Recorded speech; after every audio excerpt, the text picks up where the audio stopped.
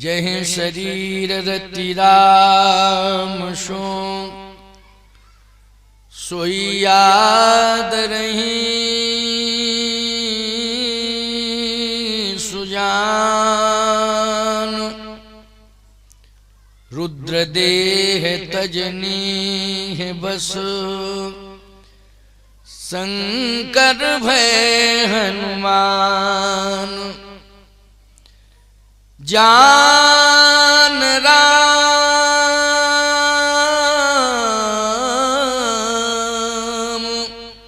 सेवा सरस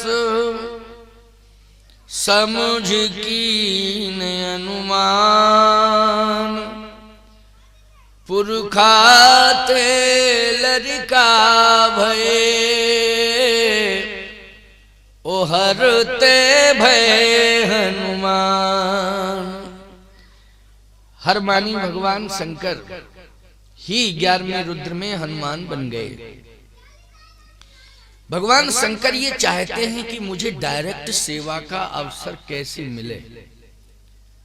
जब अपने मूल स्वरूप में भगवान की सेवा करने के लिए जाते हैं तो भगवान पैर पकड़ने लगते होंगे राम जी, क्योंकि कहते आप तो मेरे आराध्य। शिव जी कहते हैं कि मैं आपको अपना आराध्य आपको मानता हूं। तो जब एक दूसरे की ओर बढ़ते हैं तो एक दूसरे हाथ पकड़ लेते हैं। अब भगवान शंकर ने कहा कि सेवा तो करनी ही है, सेवा के बिना तो जीवन ही अधूरा है। भैया एक बात बताएं, इष्ट की सेवा करने के लिए तो भगवान परेशान होता है। शिवजी जैसा महापुरुष वो भी चाहता है कि सेवा करने का अवसर मिले। देखो, वृद्धों की सेवा करना ये परम धर्म है, ये परम पुण्य है। और इसी सेवा के द्वारा मैं कहता हूं, नौजवानी में अगर वृद्धों की सेवा आपने कर ली तो ये समझ लेना कि आपकी तपस्या पूर्ण होने जा रही है। आप तप कर रहे हैं, वो जो सेवा कर रहे हैं वो ये सेवा रूपी तप है। वृद्ध कहीं भी आपको असहाय वृद्ध मिल जाए उसकी सेवा करो। उसमें ना जाति देखो ना उसके दोष देखो। बूढ़े में कभी दोष नहीं देखना चाहिए, ना बूढ़े की जाति देखना चाहिए। बूढ़े की सेवा करना चाहिए।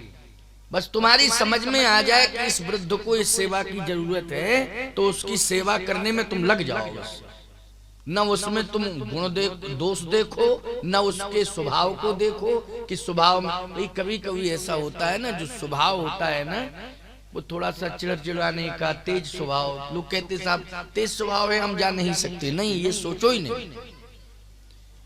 आपको उसके स्वभाव पर भी ध्यान नहीं देना है, उसके दोषों पर ध्यान नहीं देना है, ना उसकी जाति पर ध्यान देना है, उसकी अवस्था पर विचार करना है। सेवा में लग जाओ। भैया, जब व्यक्ति बुढ़ापे में प्रवेश कर जाता है तो उसके समग्र दोषों को परमात्मा ही भूलने लगता है। परमात्मा भूलने लगता है, कहता है अरे अब तो बूढ़ा है, मेरे पास ही आने वाला है।